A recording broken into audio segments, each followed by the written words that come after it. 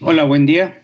Bienvenidos a esta sesión número 1 que versa sobre vulnerabilidad social del sexto Congreso Internacional de la RECETIC. Quien modera esta mesa es su servidor, Salvador Villería Salinas, del Centro de Investigación y Posgrado en Estudios Socioterritoriales de la Universidad Autónoma de Acapulco. En la primera sesión lleva por nombre, la vulnerabilidad social. El primer trabajo que se presenta, vulnerabilidad social y resiliencia del desarrollo sostenible, 3 categorías necesariamente articuladas en el análisis territorial contemporáneo, a cargo de Eric Lozano Peñalosa y Neftalí García Castro. Brevemente leeré sus sitios curriculares.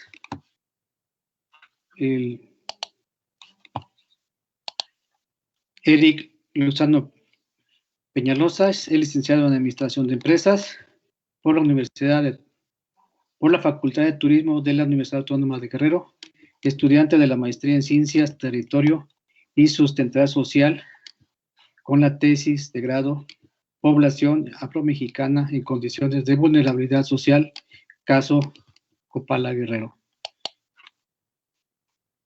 El doctor Neftalí Castro es licenciado y maestro y doctor en Geografía por la UNAM, profesor e investigador de tiempo completo, adscrito al Centro de Investigación y Posgrado en Estudios Socioterritoriales de la Universidad Autónoma de Guerrero, integrante del núcleo académico del Doctorado de Estudios Sociales y Territoriales y de la Maestría en Ciencias, Territorio y Sustentabilidad Social, miembro del Cuerpo Académico Procesos Socioterritoriales con las líneas de investigación vulnerabilidad social y estructura territorial de la economía.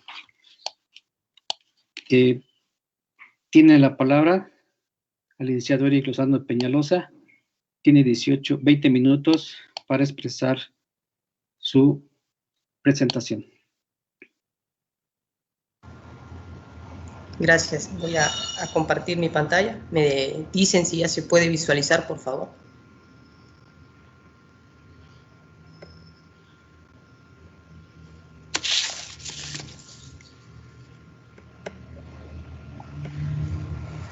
¿Ahí se puede visualizar? Sí, adelante. Muy bien. Muchas gracias, doctor, por la presentación. Antes que nada, muy buenos días a todos y a todas.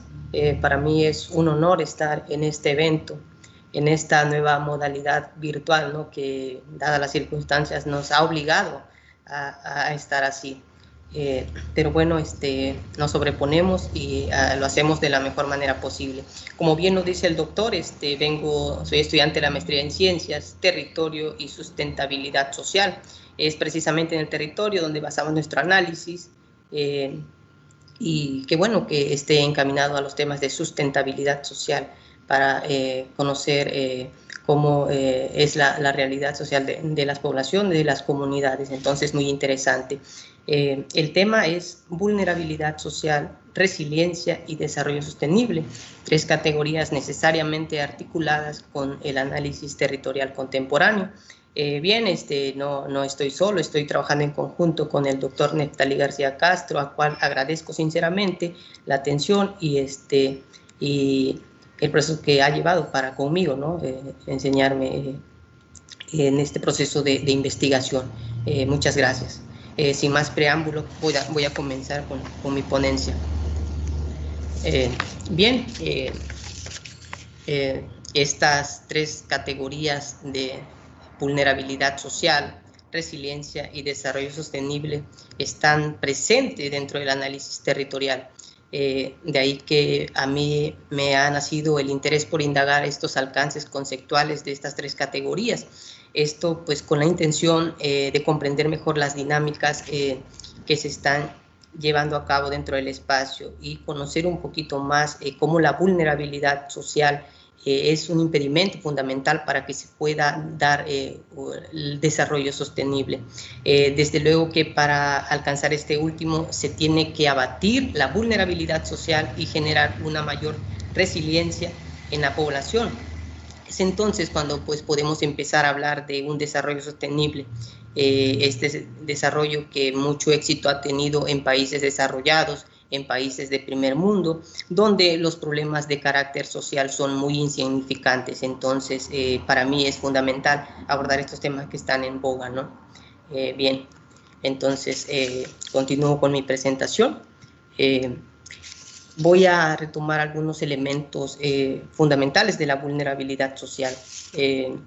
Para las Naciones Unidas, la vulnerabilidad se entiende como un estado de elevada exposición a determinados riesgos e incertidumbres, combinado con una capacidad disminuida para protegerse y hacer frente a las condiciones adversas.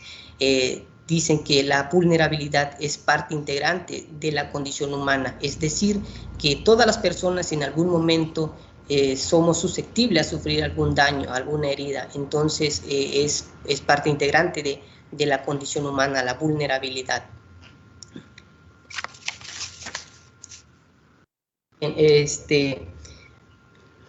Para mi investigación ha sido fundamental la revisión de la literatura especializada en torno a la vulnerabilidad social, y para ejemplificar traigo algunos autores que han abordado el tema de la vulnerabilidad social, ¿no?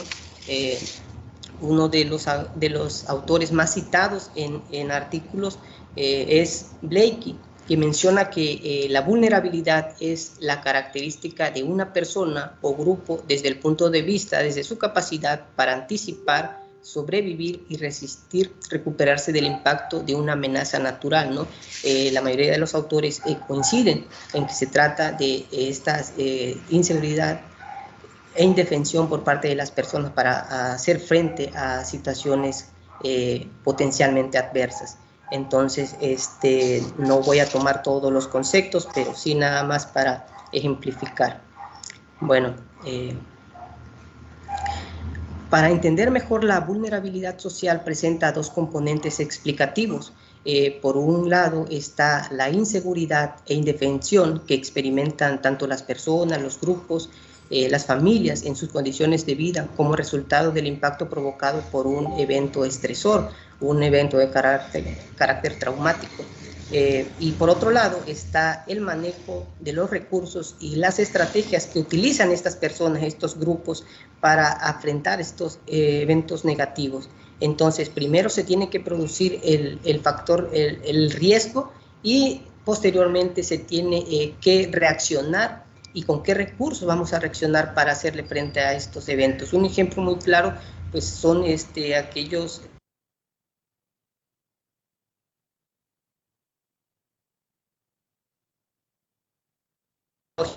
que mucho golpean a la parte, a la costa chica de Guerrero. Entonces ya podemos ver reflejado cómo las personas son susceptibles a este tipo de riesgo, pero también vamos a ver con qué recursos estas familias cuentan para hacer frente a estas adversidades.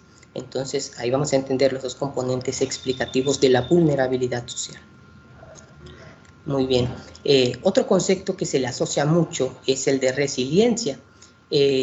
Esta resiliencia es entendida como la capacidad universal para hacer frente a las adversidades de la vida, superarlas o incluso ser transformadas por ellas.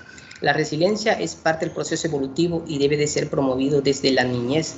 El autor Ruther nos dice que se trata de inyectar alguna esperanza, de optimismo dentro de una historia desalentadora de estrés. Entonces, ¿cómo vamos a vincular a la resiliencia con la vulnerabilidad?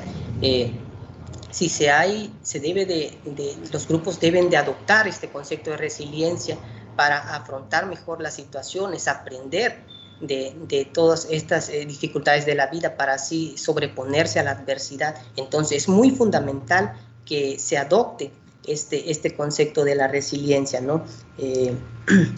Para que se pueda, para que deje de verse como una dificultad y así aprender algo nuevo, ¿no? Algo que les ayude a seguir adelante.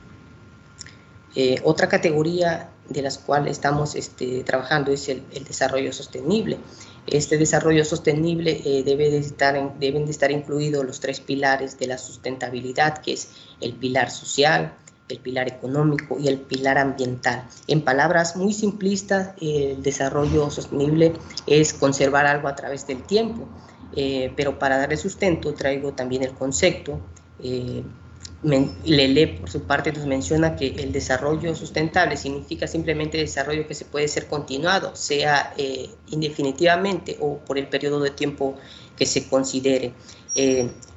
Mientras que después que se da el informe Brundtland, cuando se detectó que había una amenaza mundial donde el planeta estaba en riesgo, los seres humanos, hay esas preocupaciones por querer poner un alto a todas aquellas excesos que hacían el mal uso de los recursos. Entonces proponen un nuevo concepto, que es el desarrollo que satisface las necesidades del presente sin comprometer las capacidades de las generaciones futuras, garantizando un equilibrio entre el crecimiento económico, el cuidado del medio ambiente y el bienestar social.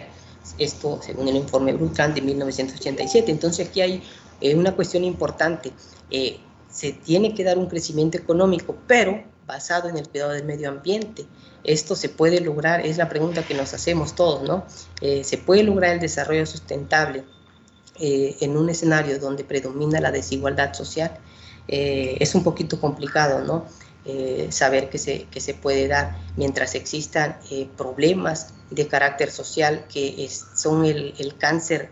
En el caso de México son el cáncer de México, de América Latina, problemas como la desigualdad, la exclusión, la vulnerabilidad, la violencia, la corrupción. Si no se atienden esos problemas, es muy difícil que se pueda lograr un desarrollo sustentable, que se quiera comparar con países desarrollados donde este tipo de proyectos tienen un éxito significativo. Entonces, para América Latina es un poquito complicado pensar en un desarrollo cuando se tienen estos problemas. Primero se tiene que erradicar estos grandes problemas que tanto aquejan a la población. Por lo tanto, no podemos hablar de un desarrollo sostenible mientras existan estos problemas. Bueno, estudios en América Latina sobre la vulnerabilidad social. Tenemos que varios son los autores que coinciden en que la vulnerabilidad se ha logrado constituir como un rasgo social dominante en América Latina. El predominio del mercado, la economía abierta al mundo, producto de la globalización, han provocado cambios en la estructura social, dejando al descubierto la fragilidad de las familias, evidenciando aquellas limitaciones con las que cuentan. Entonces, todos estos ajustes han venido a perjudicar a las familias. No hay una buena distribución de los recursos y muchas familias están por debajo de la línea de bienestar. Entonces, ahí tenemos un problema significativo de la vulnerabilidad social. Un momentito, tuve un imprevisto con mi cargador, voy a conectar.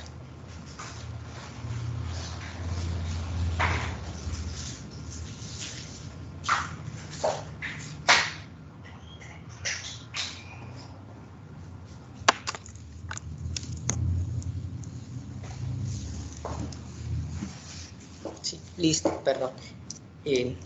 Sí, como les decía, estos enfoques han sido fundamental para conocer cómo es la vulnerabilidad en América Latina. Yo he retomado algunos enfoques de trabajos que han hecho algunos autores en torno a la vulnerabilidad social. No los puse todos, pero traigo tres. El enfoque de Caroline Monser. Ella habla que hay familias pobres, que esas son las familias pobres son las más vulnerables. Entonces, ella menciona que debe de haber una buena distribución de los recursos, debe de haber estrategias para administrar estos activos. Entonces, las familias deben en conjunto con el gobierno, deben de buscar las estrategias para afrontar estas situaciones adversas. Coinciden con el otro autor que es Kasman, que no solo se debe centrar en la administración de los recursos, sino de construir sociedades donde las situaciones de desventajas sociales sean menos, ¿no? Entonces, partimos de que hay una mala distribución de los recursos, por ende hay falta de orientación sobre cómo se deben administrar. Es un problema muy grande que se viene arrastrando. Entonces, hay un cierto porcentaje de la población que padece pobreza y otros que padecen pobreza extrema. Otro enfoque, otro trabajo de vulnerabilidad es el que nos presenta Rodríguez Brignoli en un trabajo para la CEPAL. Él nos habla de la vulnerabilidad demográfica y sostiene que uno de los principales problemas que causan la vulnerabilidad es precisamente la sobrepoblación. Esta sobrepoblación que se da a medida de que muchas personas, más los jóvenes, desertan en sus estudios, no tienen una visión más a futuro. Entonces el problema es que se reproducen más, y esto pasa más en las periferias, donde hay un número significativo de personas jóvenes que han contraído matrimonio, son dependientes de sus padres. Entonces ahí también tenemos un problema muy grande, ¿no? Entre más personas haya, menos será la distribución de los recursos, será más equitativa. Entonces también ahí yo concuerdo con el autor que también es un problema que tenemos ahí muy fuerte.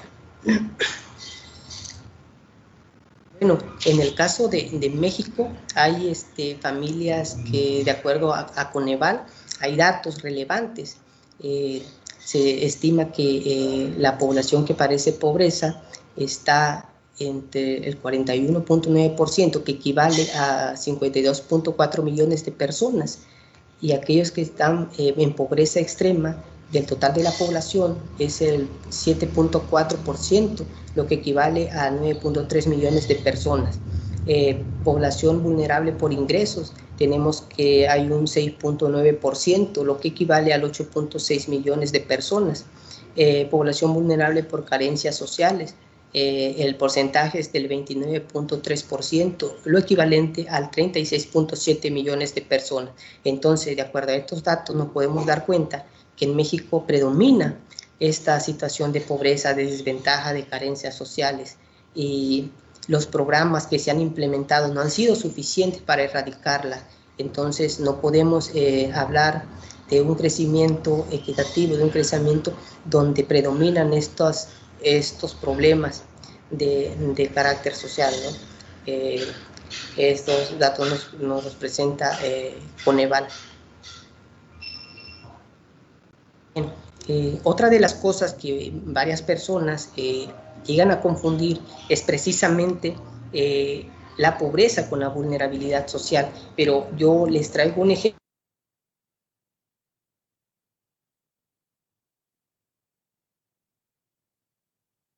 Sanitaria, aquellos trabajadores que trabajan en las zonas urbanas se vieron más afectados al recorte de personal. Entonces esto los dejó expuestos, los dejó vulnerables, a comparación de aquellas personas que viven en zonas rurales y que dependen que practican alguna actividad económica, ya sea la pesca, ya sea la ganadería, la agricultura. Entonces ellos afrontaron de manera mejor estos golpes que producto de la actual contingencia sanitaria, ¿no? Entonces aquí no es necesariamente atribuible esta condición de pobreza, la vulnerabilidad social, mientras el enfoque de pobreza califica de forma descriptiva todos aquellos atributos y recursos con los que cuentan las personas. La vulnerabilidad social manifiesta todos aquellos factores que las personas muestran, ¿no? Las condiciones en las que las personas están.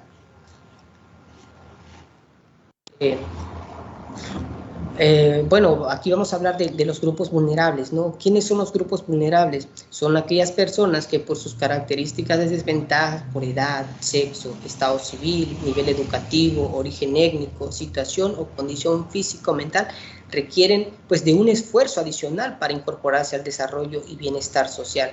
Dentro de estos grupos predominan pues los adultos mayores, sabemos que son más susceptibles y más en estos tiempos difíciles de la pandemia, ¿no? Donde son más propensos a que ellos puedan perder la vida, son más susceptibles a la enfermedad, son más vulnerables. Otro grupo son los niños y las niñas, también es un grupo altamente vulnerable. Los grupos étnicos, desde luego, que son excluidos, que son señalados, que son maltratados, entonces también ahí podemos ver un ejemplo muy claro de un grupo vulnerable. Personas también con discapacidad que también no pueden ejercer de manera libre sus derechos. Entonces ahí encontramos a la población, a las comunidades, a los grupos vulnerables, entre otros más, ¿no? Bueno, como les había comentado, yo estoy haciendo una investigación, estoy trabajando el tema de vulnerabilidad social y les comparto un poquito de lo que estoy haciendo, ¿no? Del trabajo que se está realizando. Mi trabajo está en el municipio de Copala, perteneciente a la Costa Chica de Guerrero. Entonces, aparte de que estoy estudiando la vulnerabilidad social, es un grupo específico que son la población afromexicana, aquellos pues que comparten una larga lucha de desplazamiento, precariedad.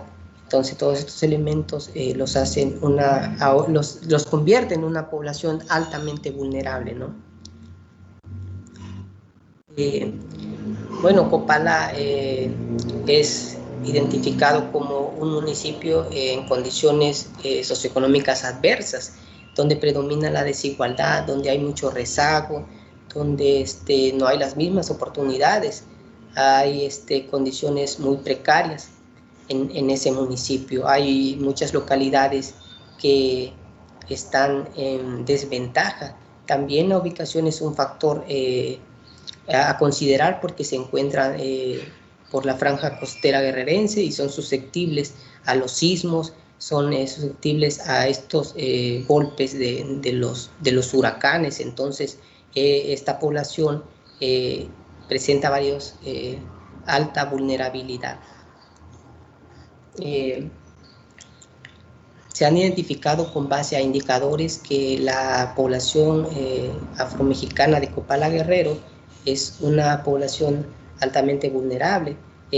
Hay localidades que no tienen sus casas, son casas de adobe, de huesos, entonces no tienen tampoco piso firme, no tienen sistema de drenaje, agua, también carecen de una red de agua potable, entonces viven en condiciones adversas y estos pues lo convierten en personas vulnerables.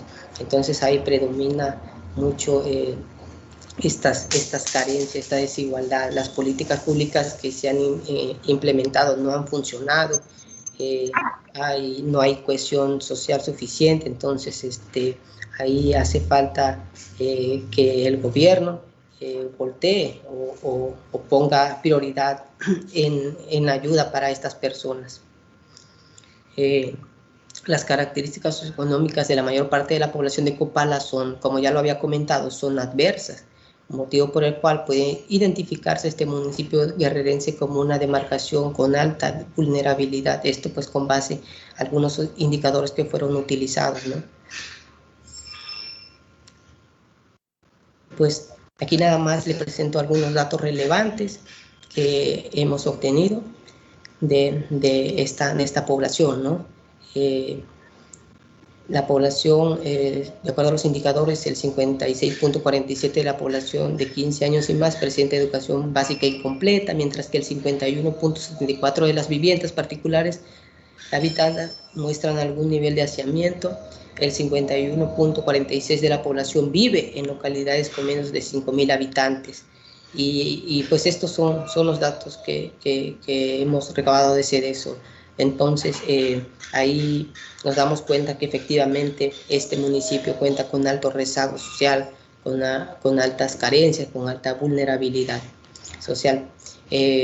Otra de las cosas es que de acuerdo al plan de contingencia que tienen ellos, no cuentan con los recursos, con las estrategias necesarias para hacerle frente a estos embates de los sismos. Yo estuve consultando ahí cierta información y me dicen que no se ha invertido en material.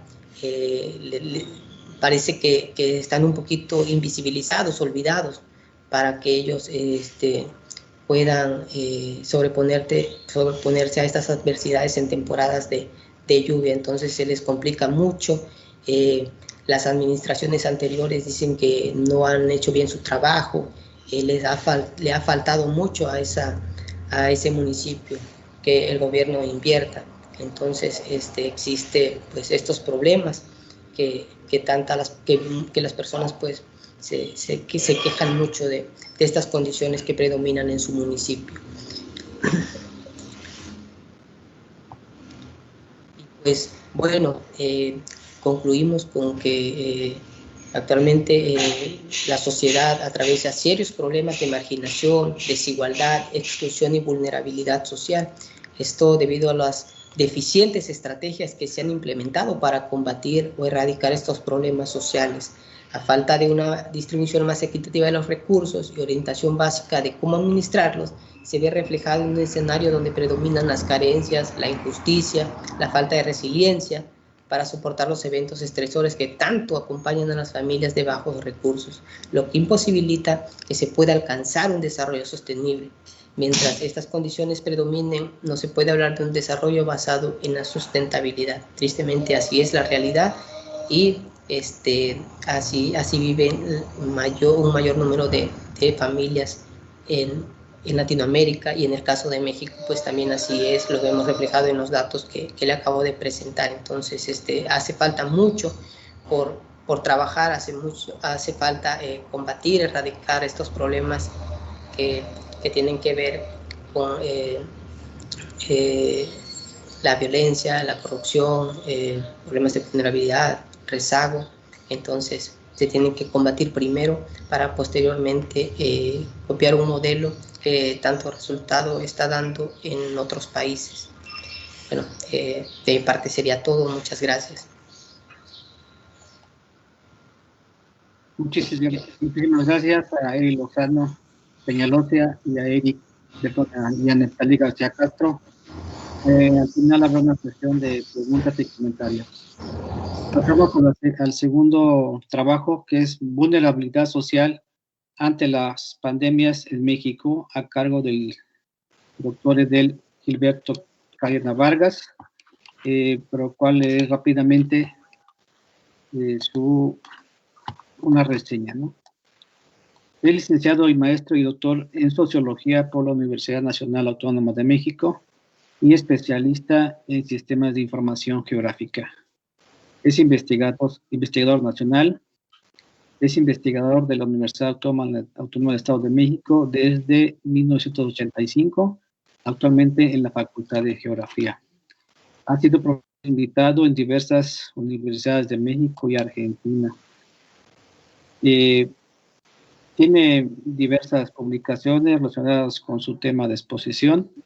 Bueno, y también ha sido director y fundador de Convergencia, revista de ciencias sociales, primera revista en la UAM, incluida el Journal Citation Report, y el índice de revistas mexicanas de investigación científica y tecnológica del CONACYT. También fue director de Rivera, revista de estudios sociales y territoriales del Centro de Investigación y Estudios Avanzados de Planeación Territorial de la UAM.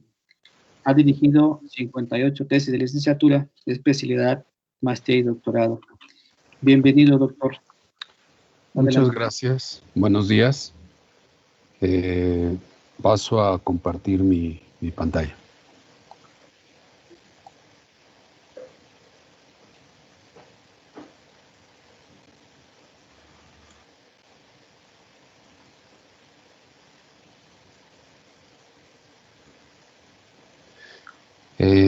¿Ya se observa mi presentación? Sí. Ok. Bueno, bien, Antes que nada, yo sí quisiera hacer una aclaración. No soy epidemiólogo, no soy virólogo, ni nada que ver con esta área que tiene que ver con los contagios y esto.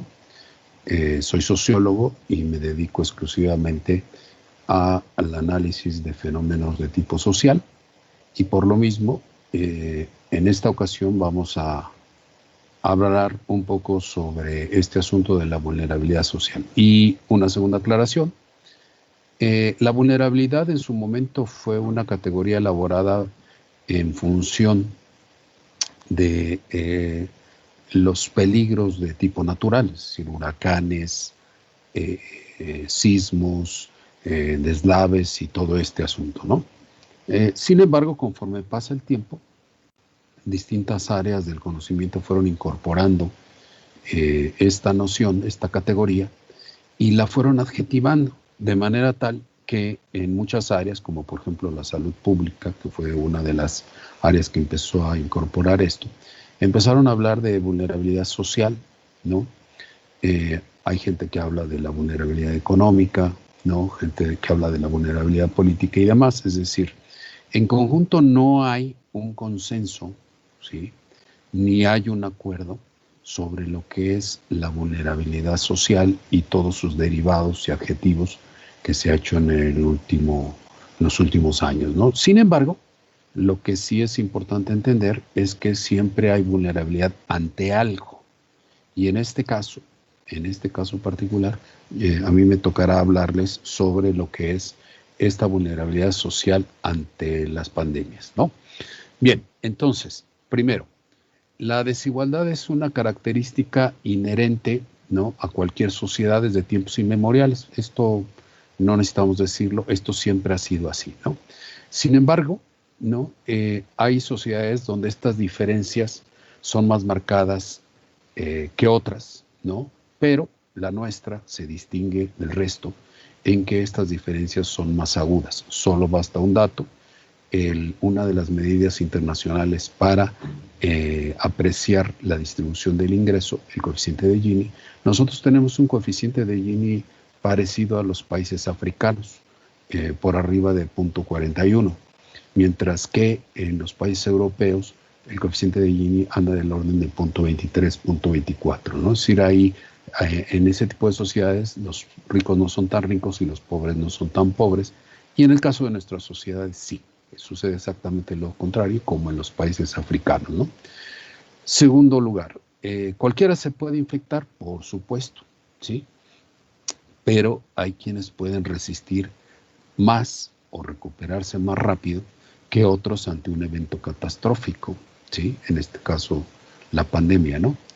Pero también es importante tener en cuenta que en todo país los recursos son finitos y escasos. Es decir, ningún gobierno tiene todo el dinero disponible para poder atender todo lo que necesita, ¿sí?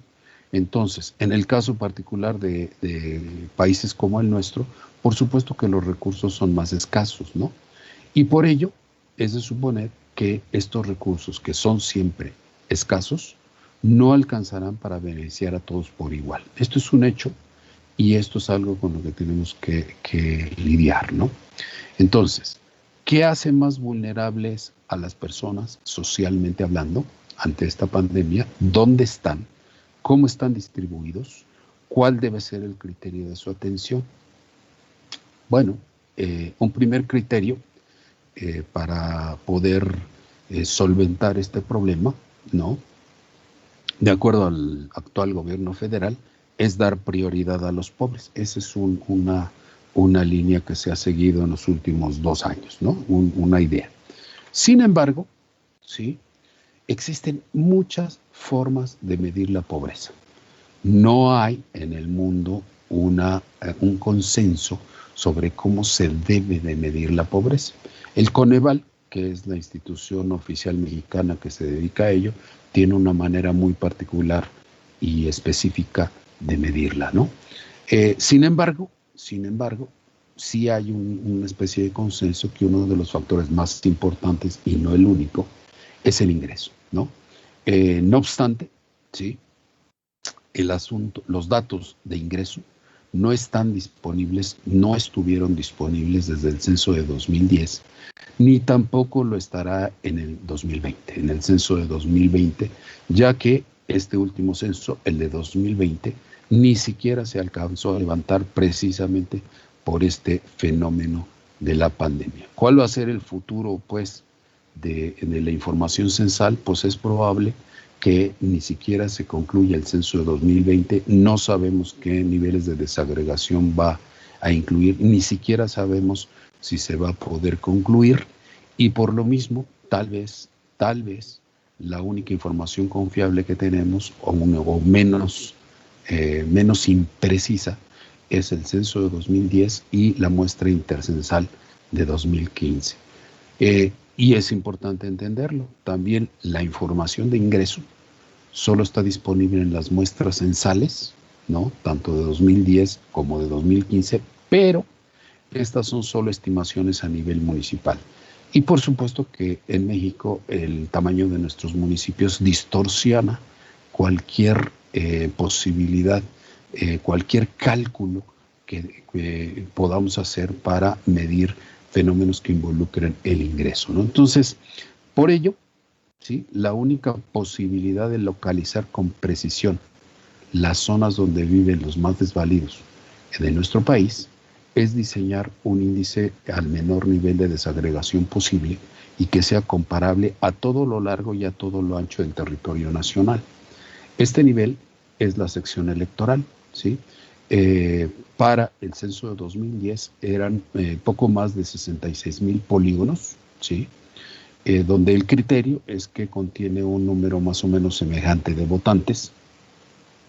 No se mide territorialmente, sino en función de votantes, contra los 2,458 municipios. Entonces, este nivel de la sección electoral, hay que decirlo, contiene en su información censal información completa, mientras que los AGEPS, que es otro nivel de desagregación más pequeño, solo es de zonas urbanas. Las secciones electorales son urbanas, rurales y mixtas.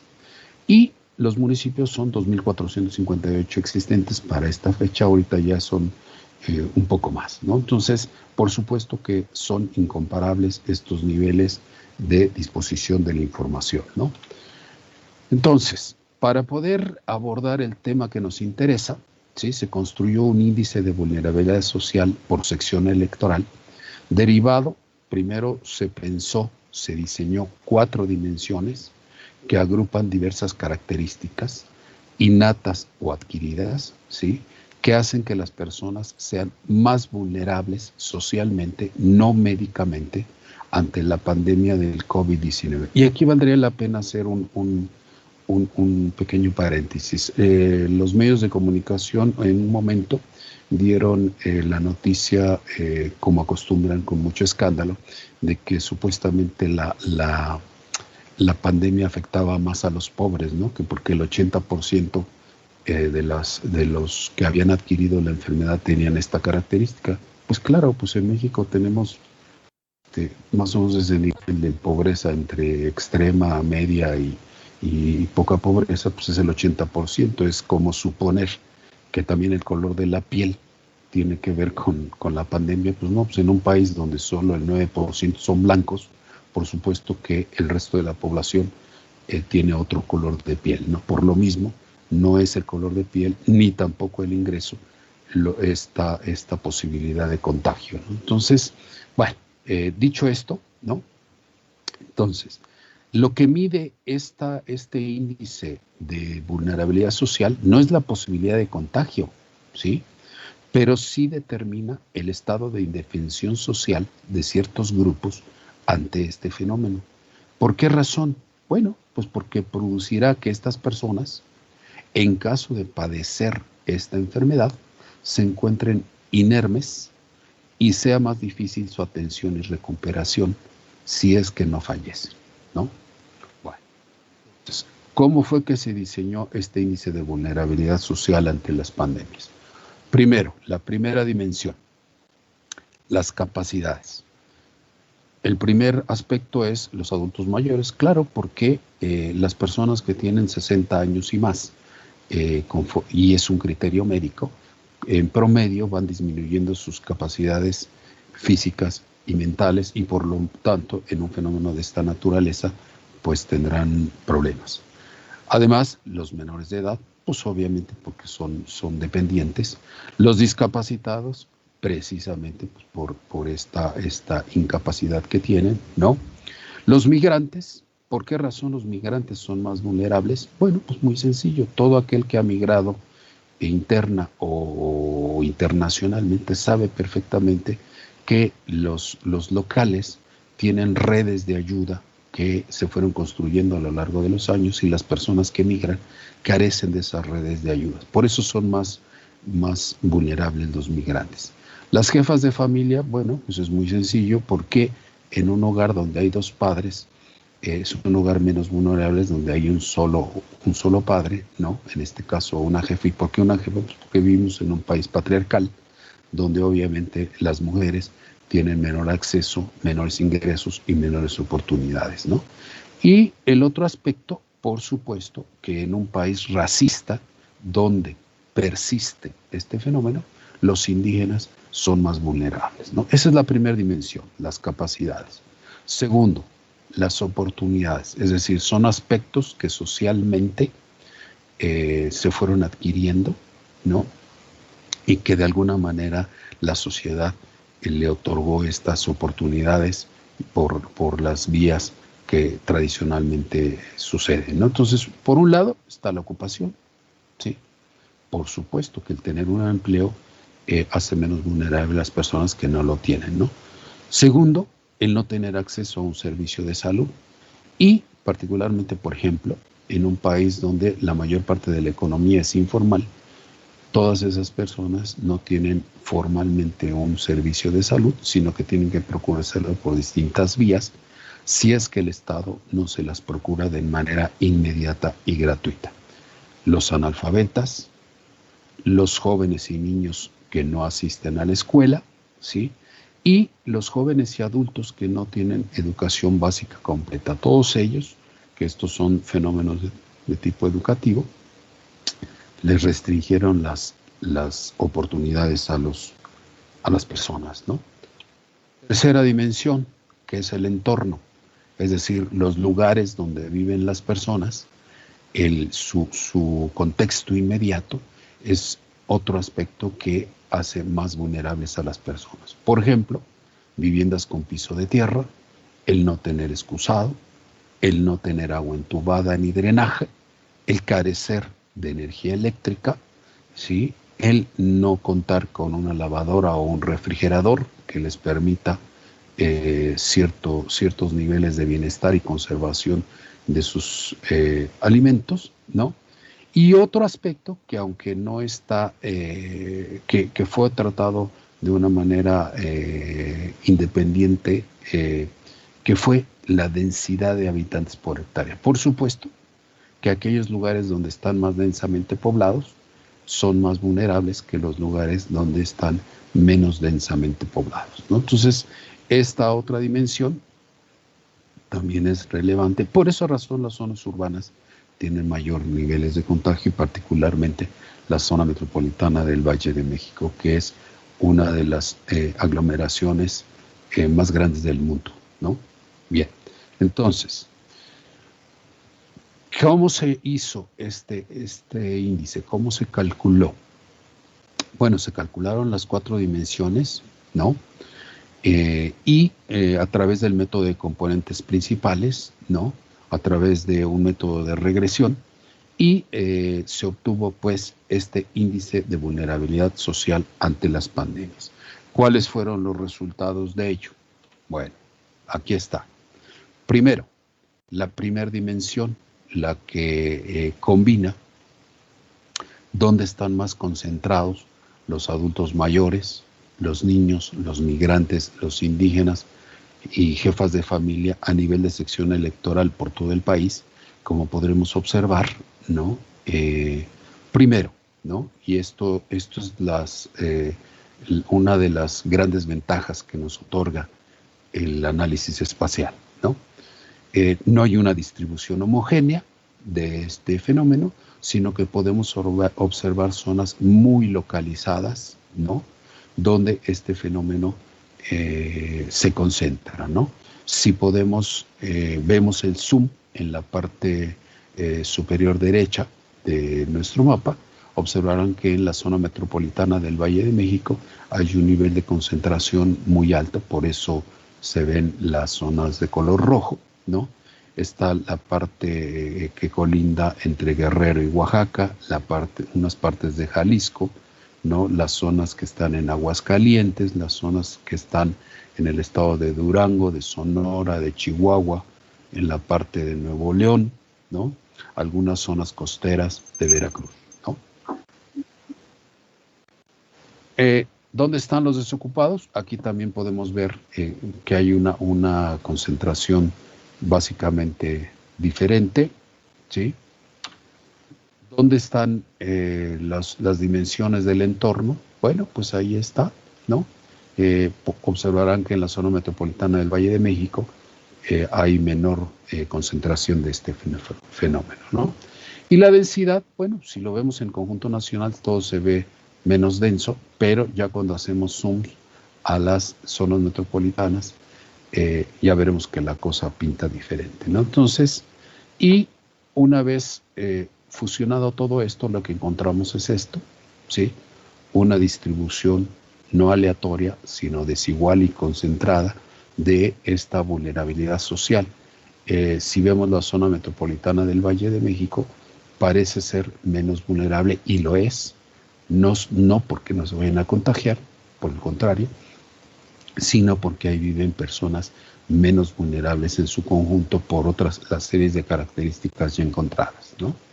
Bueno, conclusiones. El primer mito es que la distribución, por supuesto, no es aleatoria, y que se cae la idea de que el norte de México es próspero y el sur es miserable, ¿no? Entonces, en ese sentido, veremos que en todo el territorio hay zonas muy localizadas de este fenómeno, ¿no? Un tercer aspecto, ¿no? Entonces, es esto de que sí, en las zonas urbanas hay una mayor probabilidad de contagio, pero, sí, por supuesto que las personas que viven en estas grandes zonas metropolitanas tienen mayor posibilidad de poder atenderse, ¿no? Entonces, y un cuarto aspecto es que las zonas de más alta vulnerabilidad coinciden, curiosamente, ¿sí? O más bien no curiosamente, era de esperarse, pero una cosa es esperarlo y otra cosa es demostrarlo, los lugares donde básicamente están más concentrada la población indígena, ¿no? En síntesis, ¿no? Las zonas rojas son las zonas que tienen que atenderse por parte de los 3 niveles de gobierno: federal, estatal y municipal, ¿no?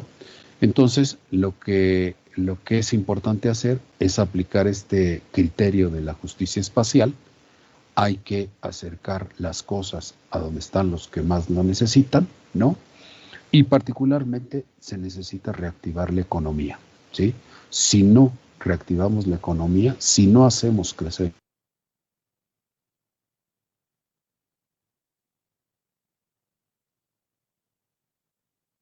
las pequeñas y medianas empresas, ¿no? No el gobierno, ¿sí? Entonces, ¿qué es importante obtener? Pues empoderar a los pobres, a los más vulnerables, ¿no? Por lo tanto, un país fuerte no es aquel que tiene un gobierno omnipresente y dadivoso, sino el que tiene un pueblo que no depende de su gobierno y que es capaz, por la vía del pleno empleo, ¿sí?, de generar su propio bienestar. Si no logramos esto, entonces no vamos a poder empoderar a los más vulnerables y no vamos a poder superar esta condición. Bien, de mi parte es todo. Muchísimas gracias, doctor Vargas.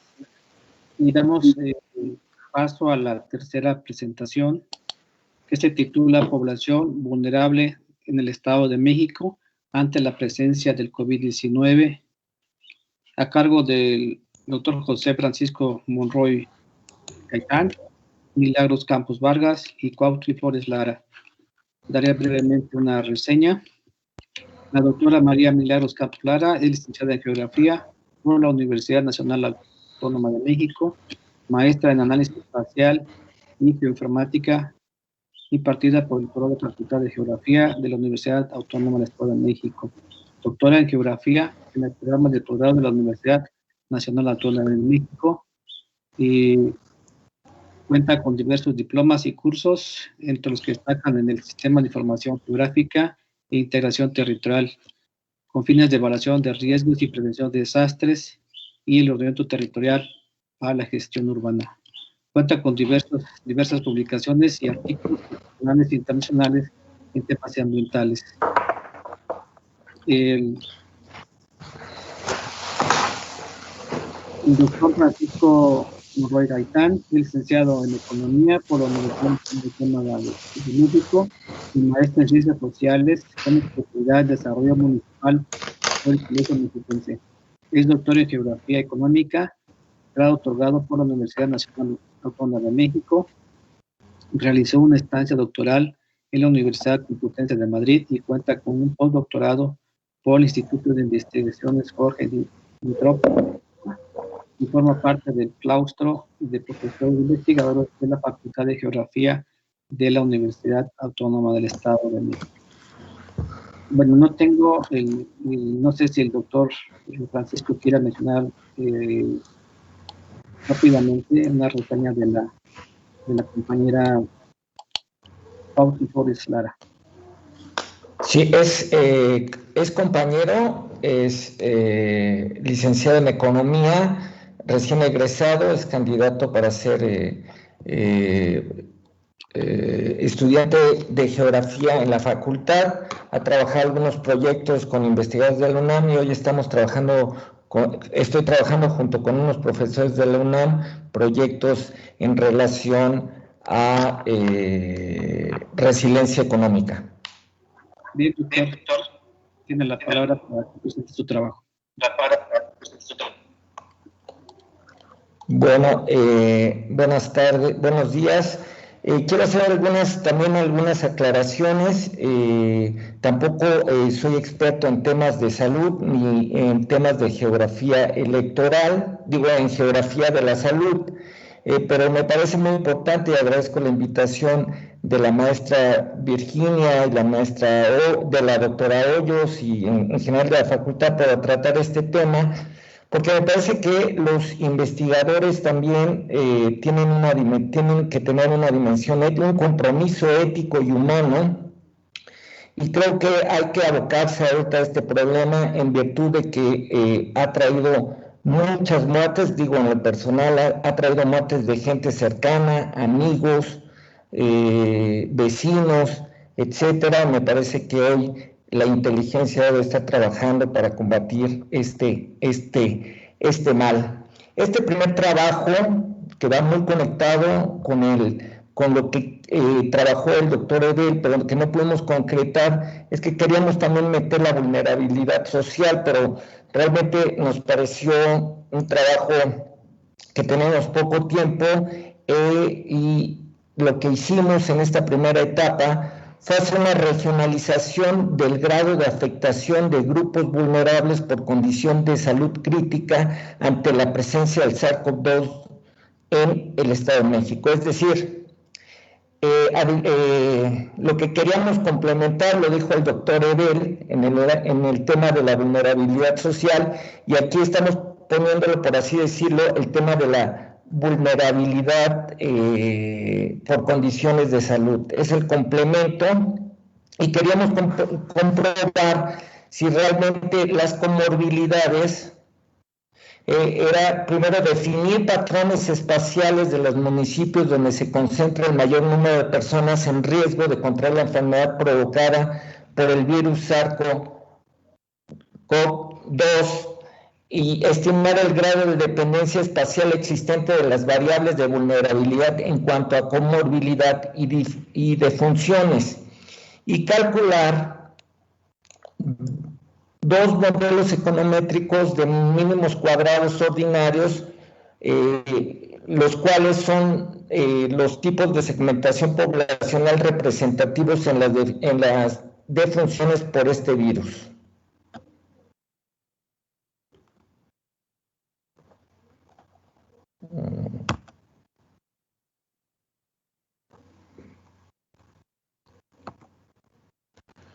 Bueno, a manera de introducción, nosotros sacamos precisamente las personas que tienen una edad de 65 años y tienen comorbilidades, y son personas que poseen una mayor proporción a tener complicaciones al contraer la infección, de no atenderse de manera adecuada y efectiva, pues puede ser letal.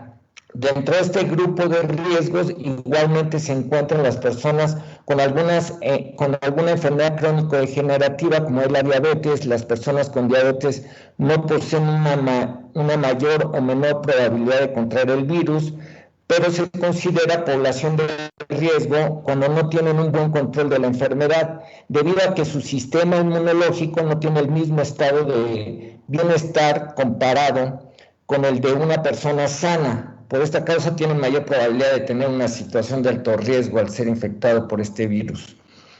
Las comorbilidades, como son obesidad, hipertensión arterial, tienen un impacto negativo dentro de las causas que complican la infección de esta pandemia, incrementando el grado de letalidad, y las personas que tengan estos elementos corren el riesgo de poder tener una situación grave.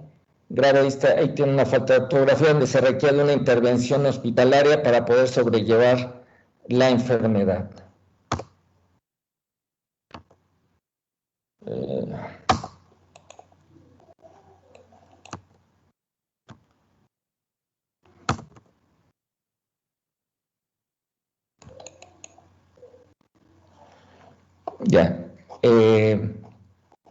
Se hace un proceso metodológico, se hace una regionalización de personas vulnerables en términos de salud crítica ante la presencia del SARS-CoV-2, y se toman las variables de personas con diabetes, hipertensión, obesidad y defunciones por este virus SARS-CoV-2. Yo le pediría aquí al licenciado Cuauhtlin, que vamos a explicar el proceso metodológico, que tome la palabra, y yo voy llevando la presentación. Ok, con mucho gusto. Muy bien. El proceso de trabajo prácticamente fue realizar una representación. En este primer momento vamos a ver lo que serían las variables y las personas que tienen diabetes se han sumado a nivel.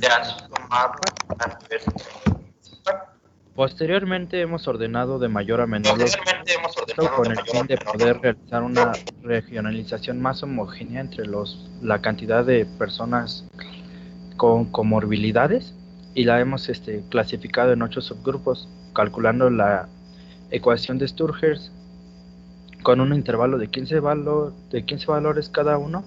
Obtenemos de manera redondeada lo que serían 8 clases. Muy bien, son 15 municipios por cada clase, la cual nos da la regionalización de lo que sería el Estado de México. Siguiente, por favor.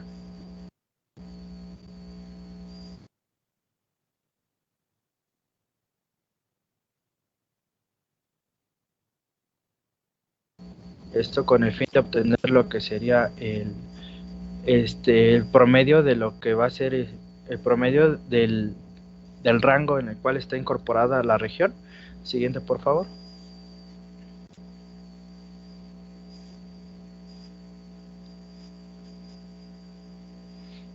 Calculamos el promedio general de lo que serían las subregiones. Hay que recordar, son 8 subregiones y estamos obteniendo promedio para poder ver qué tanto se despeja o se aproxima en relación al número de personas que se tienen. Siguiente, por favor.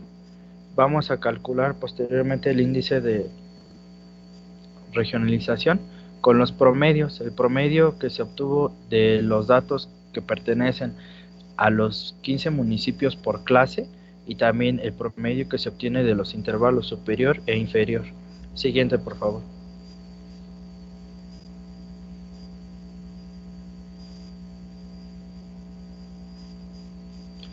Aquí ya estamos viendo la operación de cómo se ha obtenido el cociente para ver el índice de regionalización. Siguiente, por favor.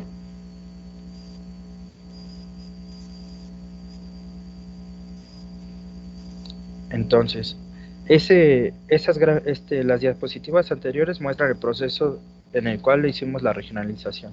Para el caso de la dependencia espacial, hemos tomado lo que sería el índice de Mora, en el cual estima la relación que tiene un municipio con otro.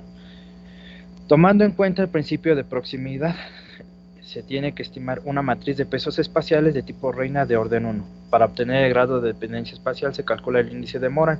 En el cuadrito azul podemos ver lo que sería un municipio y sus alrededores. Por proximidad de orden 1 serían los cuadritos de color gris. Con este ejemplo quiero que se quede clara la idea de la matriz de pesos espaciales. Siguiente, por favor.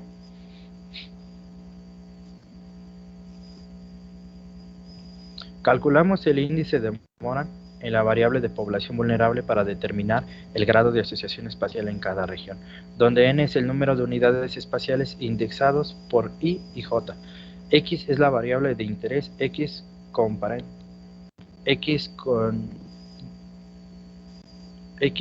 con rayita superior es la media de X y Y. W y J es el elemento de una matriz de pesos espaciales. Se calcula el índice de Moran bivariante cruzando el número de defunciones por SARS-CoV-2 con el número de personas vulnerables para determinar la existencia de dependencia espacial entre los municipios. Siguiente, por favor.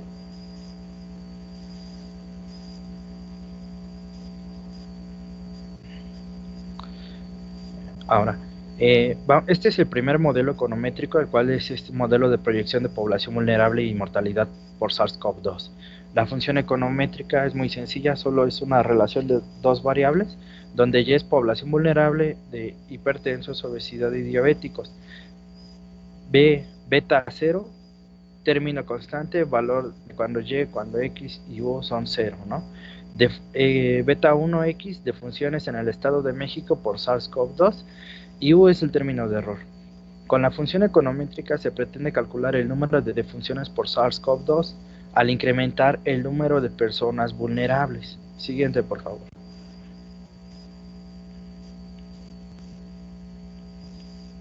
En este modelo de comorbilidades y defunciones por SARS-CoV-2, estamos viendo lo que serían en Y defunciones en el Estado de México por SARS-CoV-2.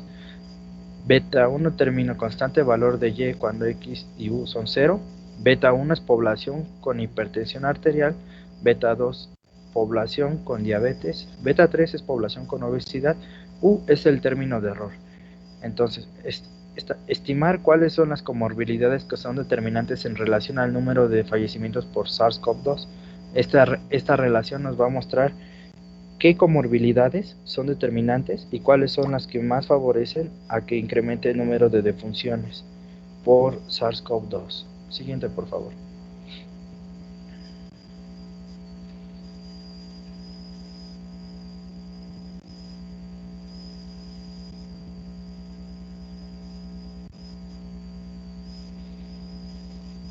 Muy bien, vamos a lo que sería el desarrollo.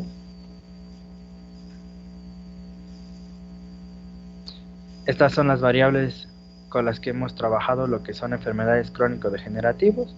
Como pueden ver es diabetes, hipertensión arterial, obesidad.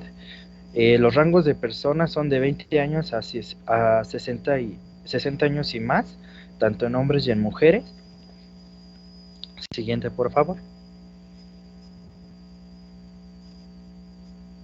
Ahora, este ya es un cuadro de resultados de regionalización. Es la regionalización de las 8 clases, donde dice regiones, podemos ver, se ha dividido en 8. LI es límite inferior, LS es límite superior de las personas vulnerables, X1 es el promedio y el índice que nos está dando de regionalización. El nivel es muy alto en la región 1 y 2. En estas dos regiones se concentra el mayor número de personas que tienen comorbilidades y que pueden ser vulnerables. En la región 7 y 8 se concentra el nivel más bajo. Siguiente, por favor.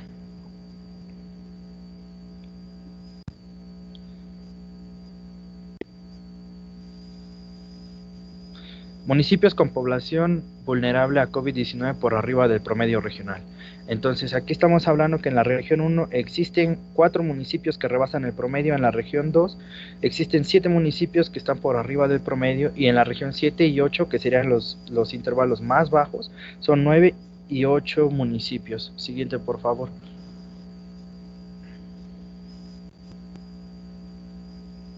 En la región 1, los municipios con personas vulnerables por arriba del promedio es Nezahualcóyotl, Ecatepec de Morelos, Naucalpan de Juárez, La Paz. Como pueden ver, Nezahualcóyotl tiene alrededor de 221.316 personas con comorbilidades, y lo que sería La Paz con 86.879 personas. Siguiente, por favor. La región 2 también pertenece al intervalo más alto. Los municipios que también concentran mayor número de personas vulnerables son Atlacomulco, Temascalcingo, San José del Rincón, Aculco, San Felipe del Progreso, Tejupilco, Tlatlaya. Siguiente, por favor.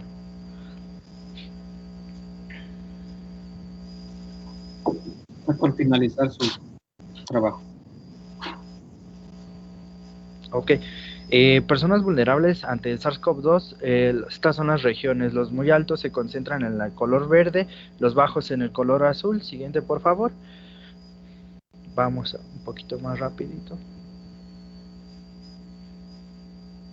Aquí son los municipios con personas bajas. Siguiente, por favor. Vamos a la siguiente diapositiva. Siguiente. Siguiente, por favor. Aquí vemos el caso de defunciones por SARS-CoV-2, se concentra también en la misma zona.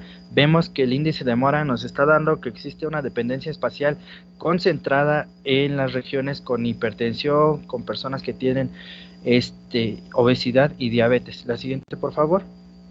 Los resultados que están arrojando nuestras estimaciones son, en primer momento, las personas que tienen diabetes y que tienen hipertensión arterial son las personas que explicarían la cantidad de decesos en un 72%.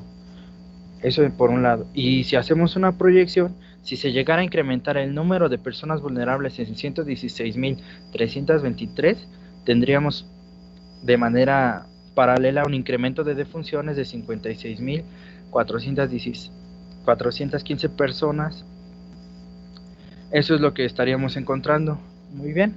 Los municipios que concentran mayor mortalidad son Nezahualcóyotl, Naucalpan de Juárez, y en estos municipios son donde se tiene que implementar política pública para poder prevenir lo que es las enfermedades de hipertensión y diabetes.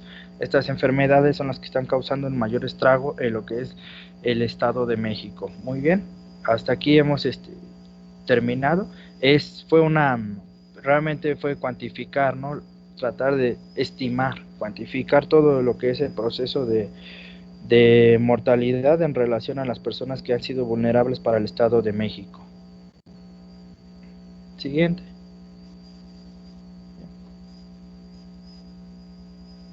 Profesor Francisco, si quisiera agregar algún comentario más, o hemos finalizado. No sé si tuvieran un minuto para conclusión o lo dejamos para las preguntas. No, lo podemos dejar al final.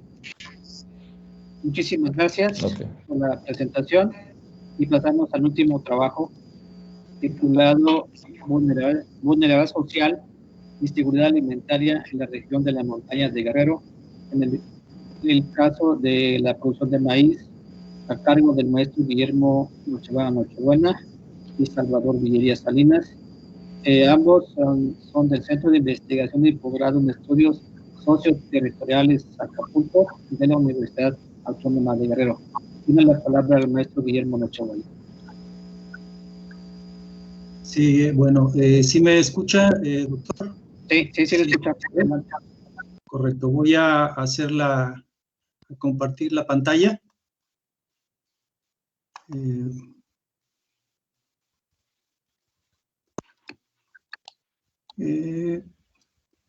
Compartir, ¿está bien ahí? Compartir.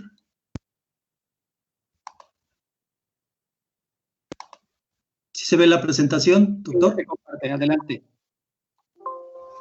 Perdón. Bien. Buenos días a todos. Gracias a los organizadores por la invitación. Quisiera de alguna manera también agradecer al doctor Salvador Villerías, que es colaborador en este trabajo. Bueno, el presente trabajo se desarrolló en la montaña de Guerrero, para tratar de evaluar la vulnerabilidad alimentaria, específicamente en el caso de la producción de maíz. Bueno, como todos sabemos, el maíz es desde el punto de vista social, económico y cultural uno de los cultivos más importantes en el estado y por supuesto también en nuestro país. Una situación importante aquí en el estado es que no obstante de que Guerrero en un momento fue un buen productor de este grano, en los últimos años este cultivo ha tenido muchos problemas, sobre todo por la cuestión del apoyo y también por problemas que se han tenido en las partes, por ejemplo, de las zonas productoras de riego.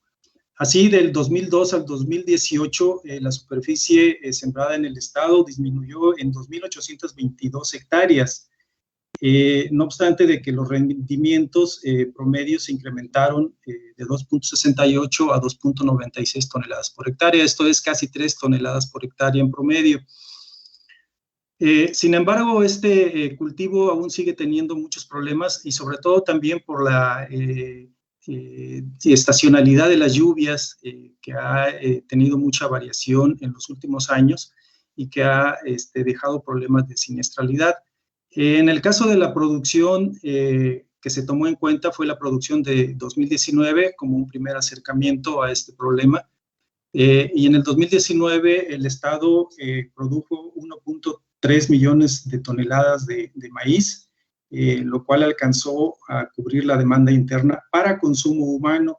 Y esto es importante recordarlo porque es importante mencionar que más del 60% de la producción de maíz en el estado se realiza para el autoconsumo. Y en este autoconsumo, una gran cantidad de maíz blanco, incluso porque es el que más se cultiva, va también para el consumo de los animales. Bien, el estado de Guerrero, como bueno, todo se sabe, y esta es una información de la CONAPO, desde el 2005 ocupa el primer lugar en marginación. Antes era el estado de Chiapas, sin embargo, a partir de estos años, la CONAPO ha clasificado a Guerrero como el último lugar en marginación, y es además, como lo menciona Coneval, uno de los 3 mayores estados con los mayores índices de pobreza en México. La economía del estado está basada principalmente en las actividades turísticas, sobre todo con los lugares turísticos como son Acapulco, Zihuatanejo y Taxco, y también con el comercio ligado a las actividades de turismo. También es importante mencionar que se cuenta con un sector de pequeños y medianos productores agropecuarios, que no obstante de que reciben año con año, en el caso del maíz, la dotación gratuita de fertilizantes, pues muestra los estragos de una reducción de los apoyos y subsidios para la producción y la comercialización.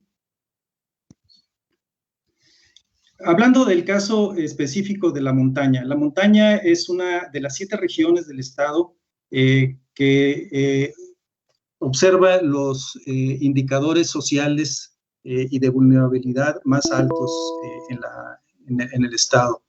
Así, del 2002 al 2018, la superficie sembrada de maíz se incrementó en 1.297 hectáreas. Sin embargo, prácticamente los efectos que ha tenido este incremento en la superficie no se ven reflejados en los rendimientos por hectárea, ya que se mantuvieron en 1.35 toneladas. Para la cosecha que nosotros estamos haciendo referencia, que es el 2019, el volumen de la producción de maíz representó solamente el 5.2% de la producción del estado, y el rendimiento se mantuvo en 1.8 hectáreas en ese año, con una tasa de siniestralidad muy alta, de 9.6, y eso es importante también porque la tasa promedio de siniestralidad en el estado es aproximadamente del 4%, esto es más del doble.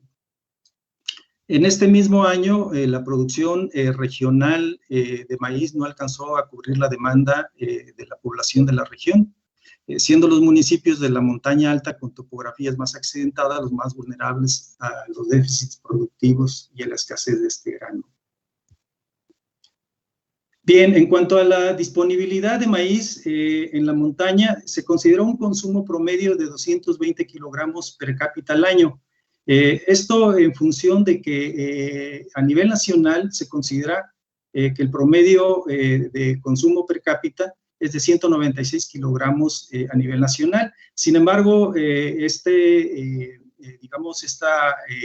promedio oscila entre los 400 aproximadamente, ¿sí? Y los 150. Por supuesto, hay regiones donde el maíz es básicamente el principal, ingrediente, el elemento de la alimentación.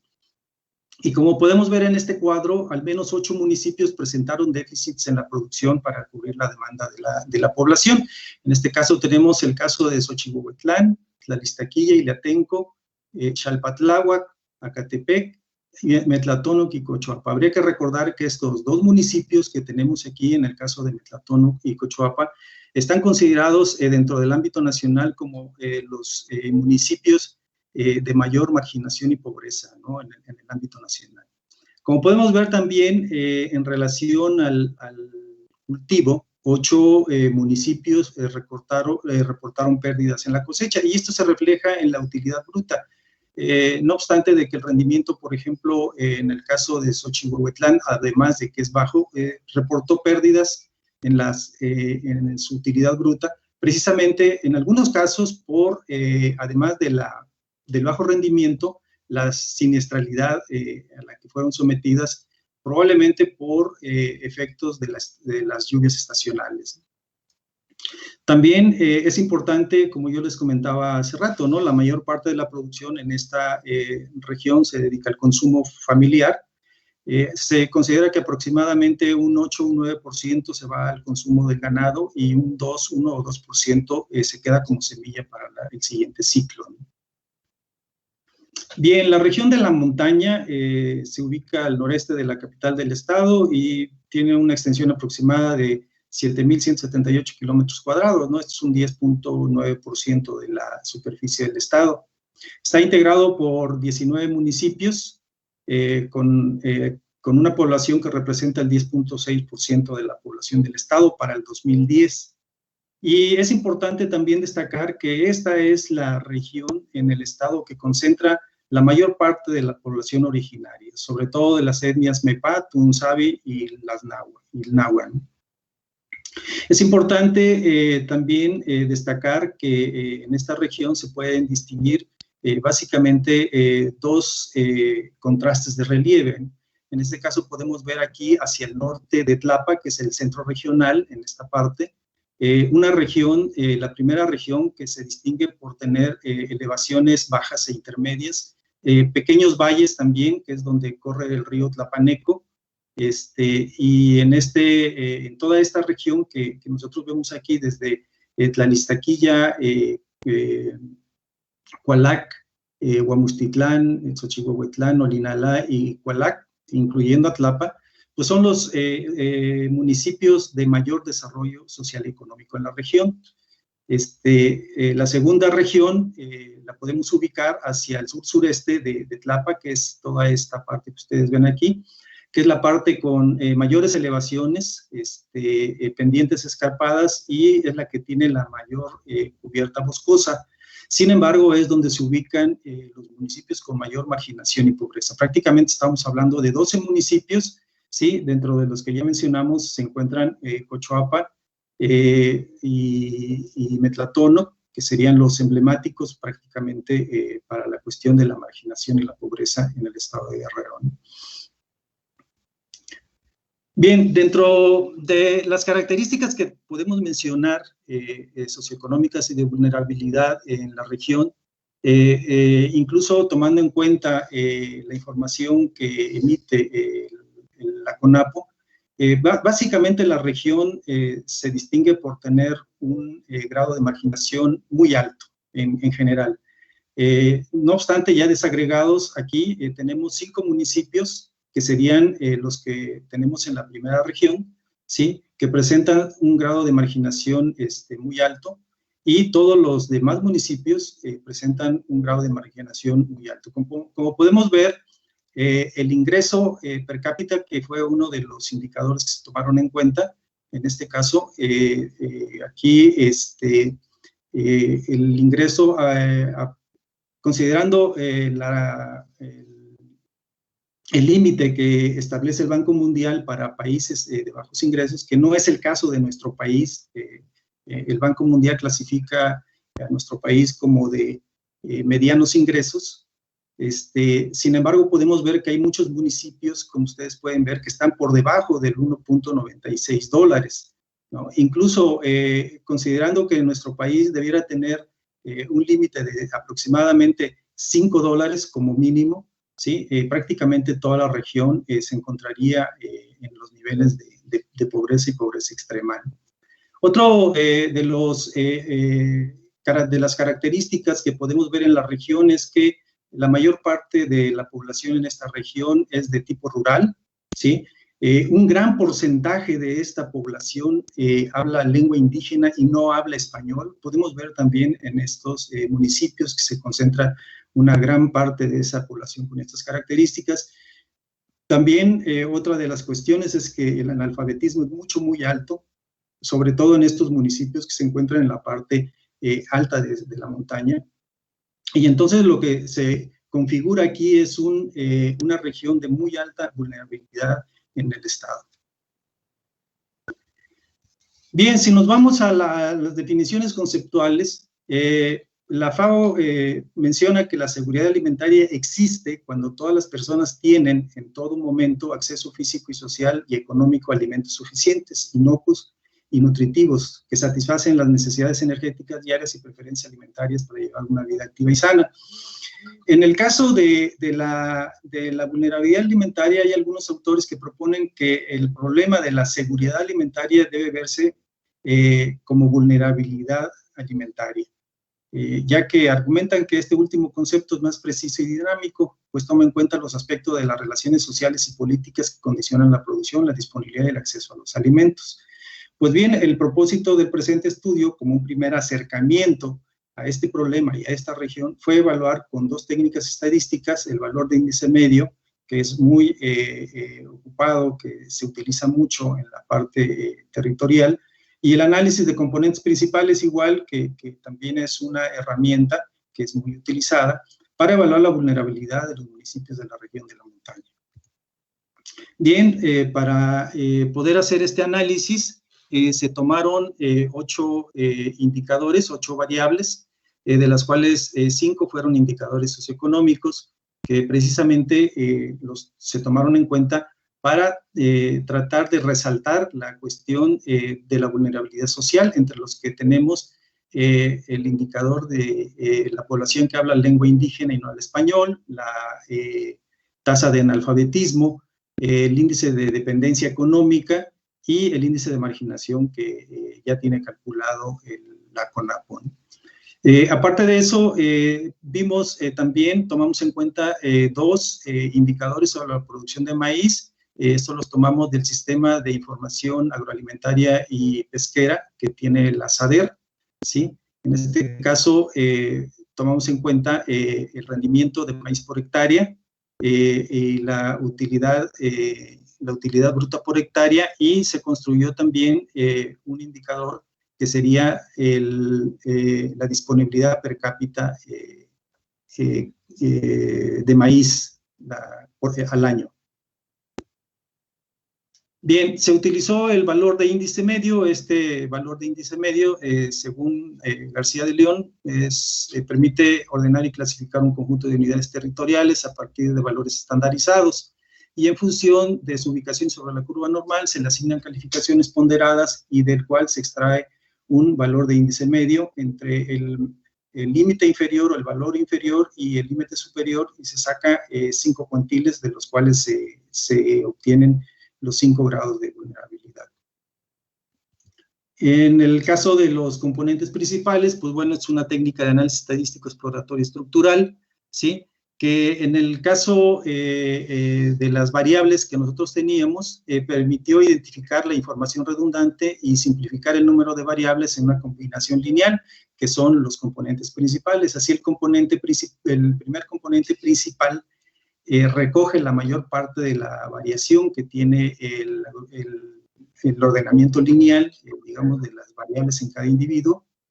La segunda componente principal recoge después de la primera la siguiente cúmulo de variación y así hasta el último componente principal. Además de una ponencia. ¿Perdón? Tiempo para terminar su ponencia. Bien.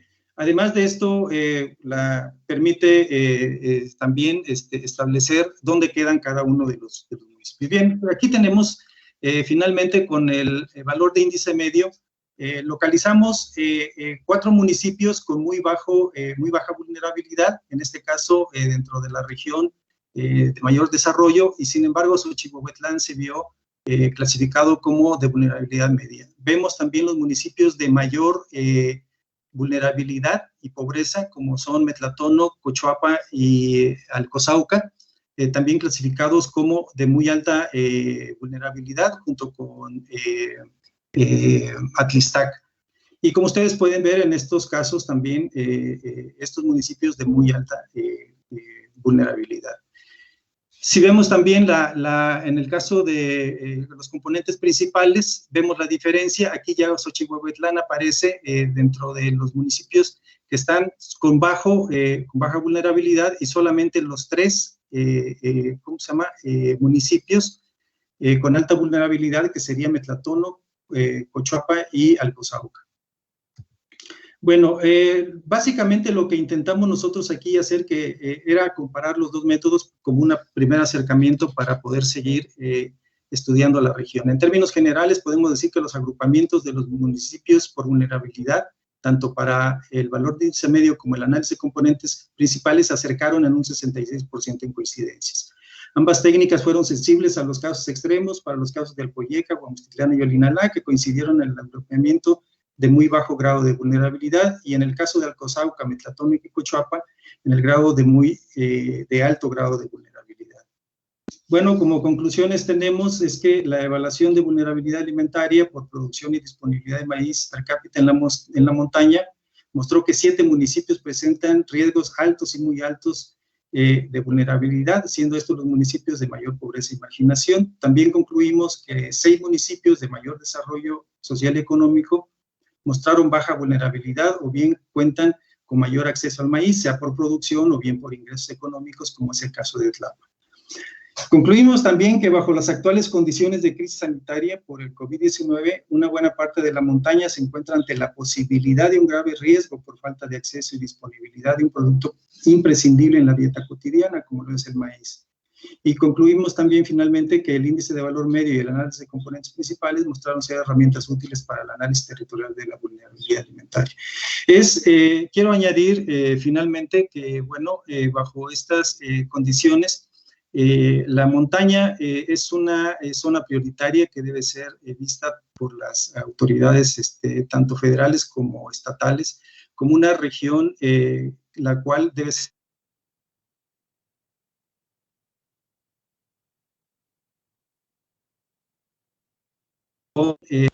las lluvias estacionales que han sometido a la región a periodos de alta siniestralidad. Bueno, pues por su atención, muchas gracias.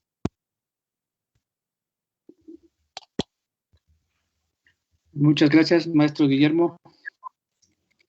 ¿Pueden prender sus cámaras, los ponentes, por favor? Bien, y damos paso a la sesión de preguntas y comentarios. Sí, podrían encender sus cámaras los ponentes. Bien, la primera pregunta de Jorge Peña, sobre la primera ponencia de vulnerabilidad social, menciona los problemas o condiciones sociales que afectan a Latinoamérica, en el caso de México. ¿Qué condición social, pobreza, desigualdad sería clave para disminuir la vulnerabilidad social?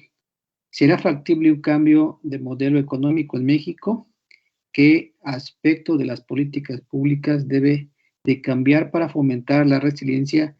Y estas políticas públicas realmente son una solución para determinar la vulnerabilidad social o fomenta la dependencia del gobierno.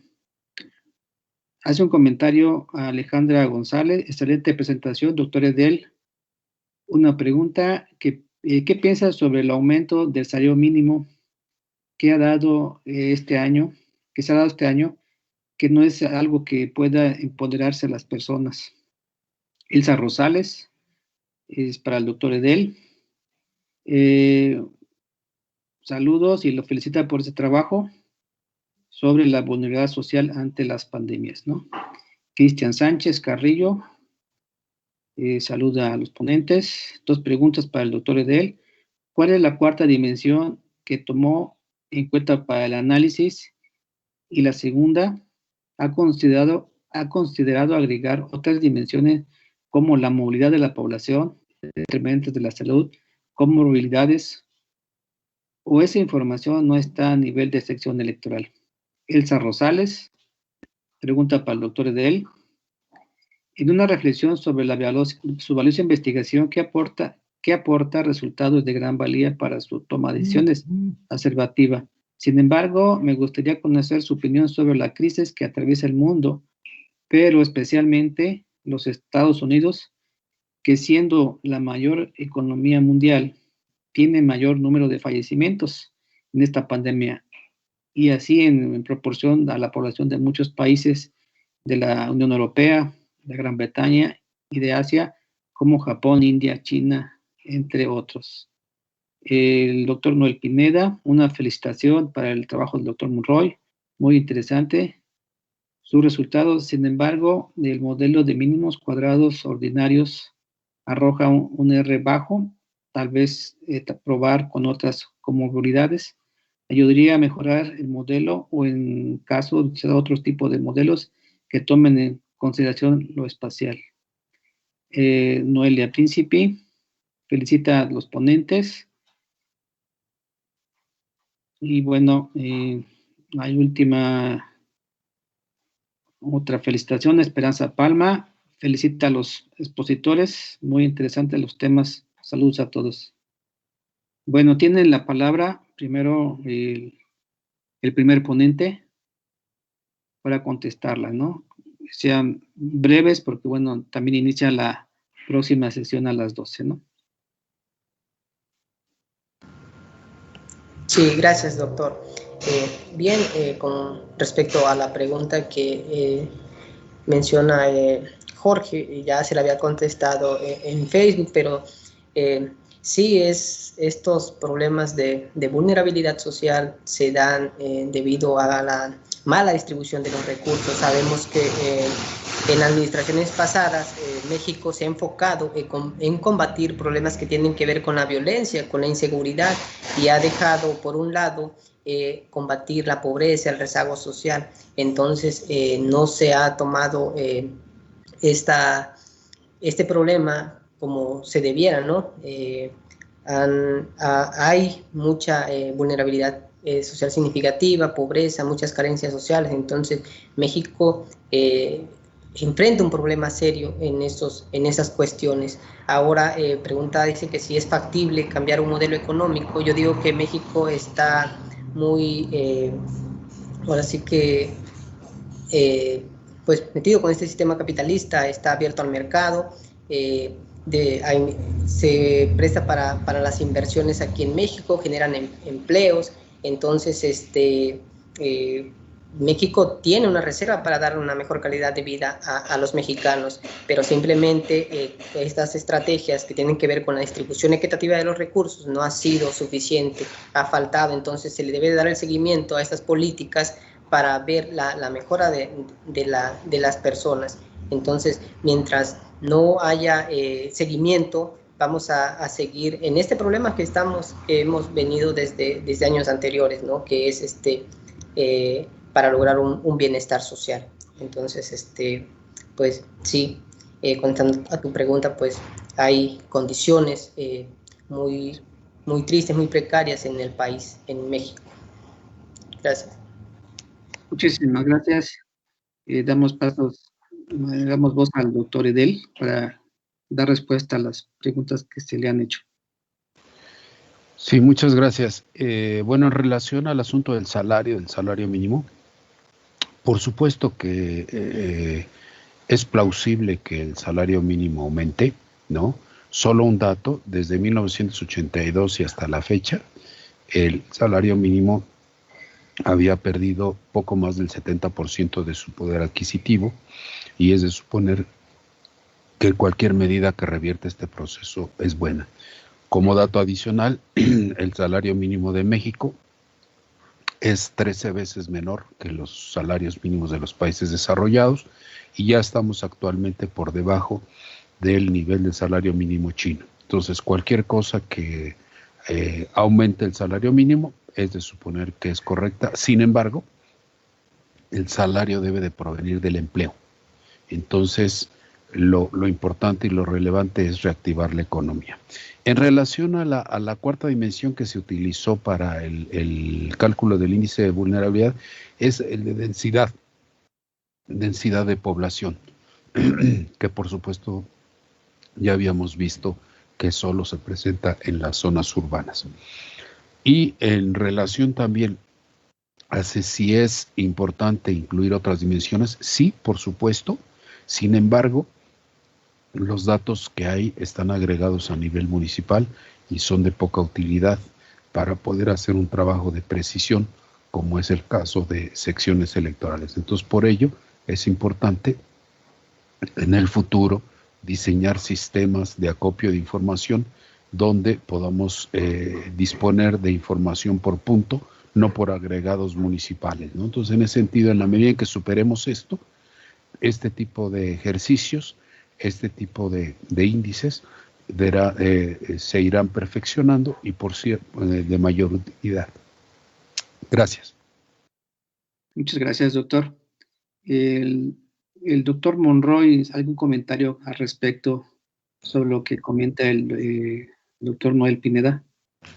Sí, ahorita hacemos la aclaración de la R cuadrada. Yo no quería dejar algunas precisiones, porque me parece que lo que se necesita hoy, lejos de medidas de política de salud en términos reactivos, se necesita hacer políticas territorializadas, donde se vea que la causa de las comorbilidades hoy van a ser el punto de inflexión en muchas de estas pandemias que continuarán, porque serán inclusive cíclicas, que estarán viniendo periódicamente, y entonces hay que tomar medidas con cierta lógica territorial, no reactivas, no estar poniendo camas y camas y camas, sino estar pensando en el primer nivel para atacar estas comorbilidades que hoy son una verdadera pandemia en nuestro país y ha traído este altísimo nivel de mortandad. Y con respecto a la R cuadrada, y sí estoy de acuerdo con el doctor Edel, pero creo que ahorita lo que tenemos es agregar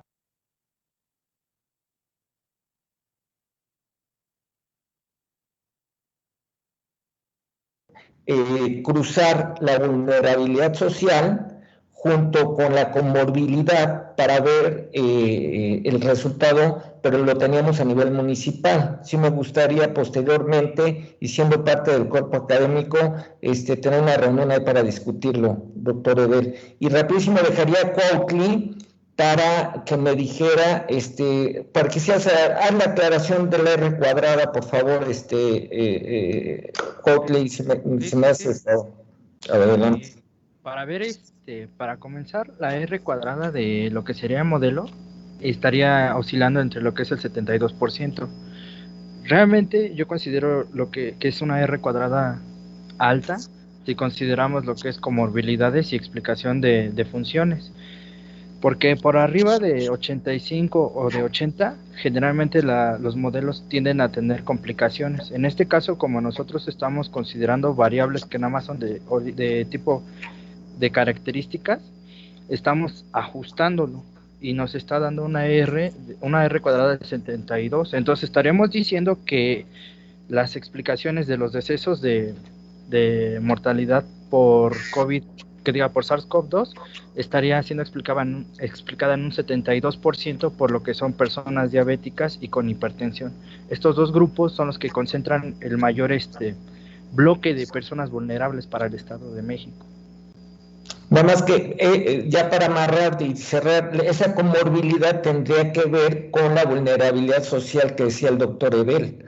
O sea, habría que ver cómo está amarrado esto, porque plantear un sistema de salud es integral, no depende únicamente de que tengas la enfermedad, sino atrás que está la pobreza, todos los problemas sociales que conllevan, ¿no? Inclusive el tema de la autosuficiencia alimentaria, en fin, son muchos temas, ¿no? Así lo dejaremos ahí.